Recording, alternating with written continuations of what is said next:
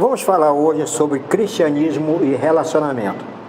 E para isso eu quero usar como texto inicial da nossa conversa Marcos capítulo 3, versículo 13 e 14, que diz assim: Depois subiu ao monte e chamou os que ele mesmo quis, e vieram para junto dele. Aí na tela você está vendo que eu sublinhei a palavra e vieram para junto dele. Eu destaquei essa frase. E o versículo 14 diz: Então designou 12 para estarem com ele e para os enviar a pregar. Também destaquei a frase, estarem com ele.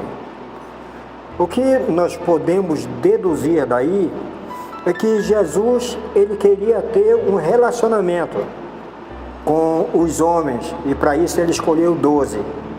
E é interessante que ele chamou aqueles que ele quis, é o que diz o versículo 13. E aqueles que ele quis vieram para junto dele. Então, quando Jesus nos chama, nós devemos ir para junto dele, porque ele quer ter um relacionamento de amizade, um relacionamento de amor, um relacionamento de salvação.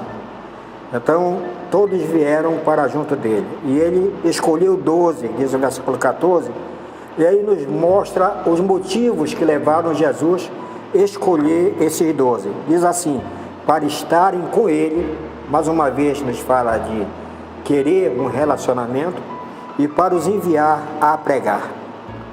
Jesus, ele chamou os 12 e não chamou para serem servos dele. A palavra de Deus diz que Jesus, certa ocasião, disse: Não vos chamo de servos, mas vos chamo de amigos. Jesus queria ter um relacionamento de amizade. O que nós podemos deduzir disso? Que o cristianismo é baseado em relacionamento. Ser cristão é ter bons relacionamentos. Um cristianismo sem relacionamentos não passa de uma religião oca, uma religião vazia. O cristianismo, para ser realmente um cristianismo segundo os desígnios divinos, tem que preservar os relacionamentos. Então nós podemos dizer que o cristão é aquele que tem relacionamento com Deus.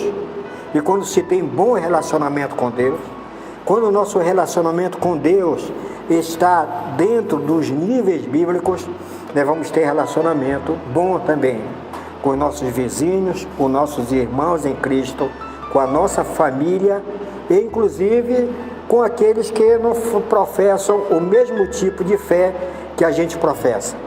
Então, de tudo isso, eu posso simplificar tudo que eu falei com uma frase: cristianismo é relacionamento. E para nós termos um bom relacionamento, nós precisamos seguir certas regras para que esse relacionamento seja sadio, para que esse relacionamento seja benéfico com ambas as partes que fazem parte de um bom relacionamento. É claro que eu não vou falar sobre todos os preceitos e coisas úteis para que haja um bom relacionamento, mas eu quero pelo menos falar de um assunto que está lá no livro de Provérbios, um livro do Antigo Testamento, capítulo 15, versículo 1. O autor do livro de Provérbios, ele diz assim: a resposta branda desvia o furor, mas a palavra dura suscita a ira. Aqui há um dos princípios fundamentais para que a gente possa ter um bom relacionamento. A resposta branda, ela desvia o furor. Muita gente se vangloria dizendo: mas eu sou curto e grosso, eu sou sincero, eu não levo desaforo para casa e não tem nada que me faça mudar. A minha oração hoje é que você mude o seu modo de ser, a fim de que você possa ter uma vida de bons relacionamentos.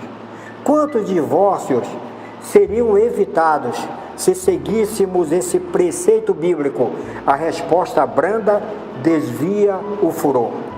Quantas amizades seriam preservadas se a gente atendesse a isso? A resposta branda desvia o furor. Quantas vezes, quantos conflitos dentro do nosso lar, com nossos filhos, com nossa esposa, seriam evitados se a gente seguisse essa regra básica para quem quer ter um bom relacionamento? A resposta branda desvia o furor, mas a palavra dura suscita a ira. Então nós precisamos atender, para nós sermos felizes nos nossos relacionamentos, a esse preceito bíblico. A resposta branda desvia o furor, mas a palavra dura suscita ira. A Bíblia, ela nos dá 2 exemplos de como uma resposta branda, ela funciona de maneira maravilhosa para a preservação de um bom relacionamento. Lá em Juízes, que é um livro do Antigo Testamento também, capítulo 8, versículo 1 a 3, nos conta uma história. Diz que os efraimitas perguntaram então a Gideão: por que você nos tratou dessa forma? Por que não nos chamou quando foi lutar contra Midian?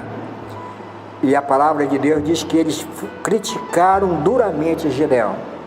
Gideão, porém, lhe respondeu: o que é que eu fiz em comparação com vocês? O resto das uvas de Efraim não são melhores do que toda a colheita de Abiezer? Aqui nós vemos Gideão fazendo elogio, dando uma resposta branda à agressividade dos efraimitas.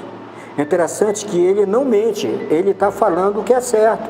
Realmente os efraimitas, eles eram bons guerreiros, e a sua riqueza, a riqueza das suas propriedades eram evidentes, bem superiores às propriedades de Gideão. Então Gideão está falando apenas a verdade. Gideão podia dar uma resposta dura, porque ele foi criticado duramente, mas ele era um homem compassivo. Aí ele continua: Deus entregou os líderes midianitas, Oreb e Zeeb, nas mãos de vocês. Ele está dizendo: pessoal, vocês chegaram na hora mais importante, na hora em que nós vamos fazer o rescaldo, na hora em que nós vamos destruir totalmente o acampamento midianita. Vocês chegaram na hora certa para nos ajudar. Deus mandou vocês agora para entregar na mão de vocês os líderes do midianitas, Oreb e Zeeb. O que pude fazer não se compara com o que vocês fizeram. E o versículo 3 diz assim: diante disso, acalmou-se a indignação deles contra Gideão. Gideão conquistou os efraimitas, porque ele não respondeu a uma inquirição dura por parte dos efraimitas de maneira dura, mas ele deu uma resposta branda e evitou o conflito, evitou uma guerra, evitou a mortandade, evitou a divisão dentro do povo de Deus. Mas o mesmo livro de Juízes, no capítulo 12, versículo 1 a 7, nos conta a história de outro juiz. O nome dele é Jefté. E diz assim a Bíblia: então se convocaram os homens de Efraim e passaram para o norte e disseram a Jefté: por que passaste a combater contra os filhos de Amon e não nos chamaste para ir contigo? Queimaremos o fogo à tua casa contigo.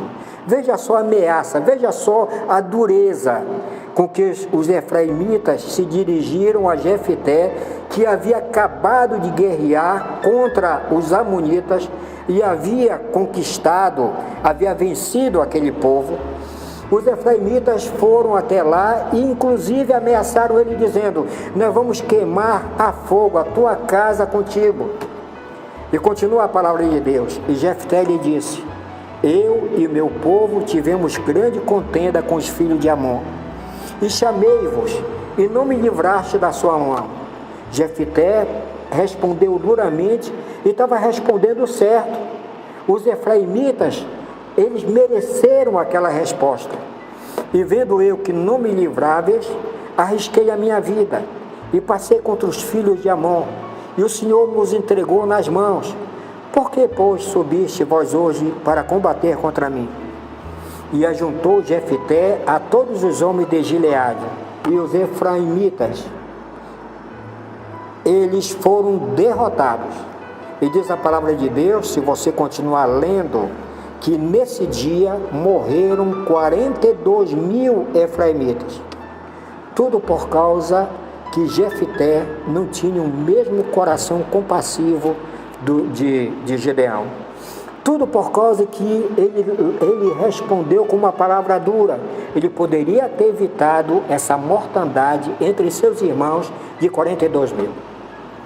Eu quero terminar contando uma história para vocês. Fala o dom da palavra de um autor desconhecido.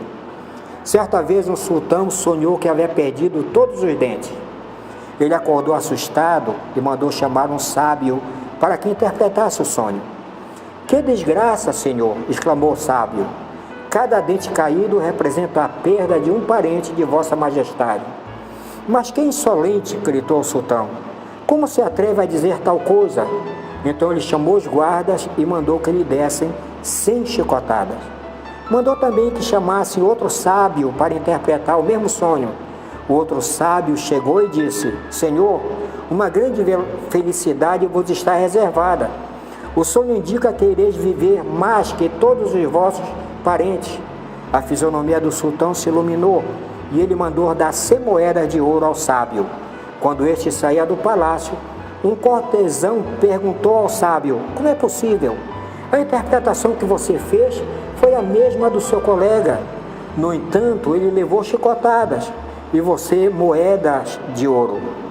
"Lembre-se sempre", respondeu o sábio, "tudo depende da maneira de dizer as coisas. Esse é um dos grandes desafios da humanidade. É daí que vem a felicidade ou a desgraça, a paz ou a guerra.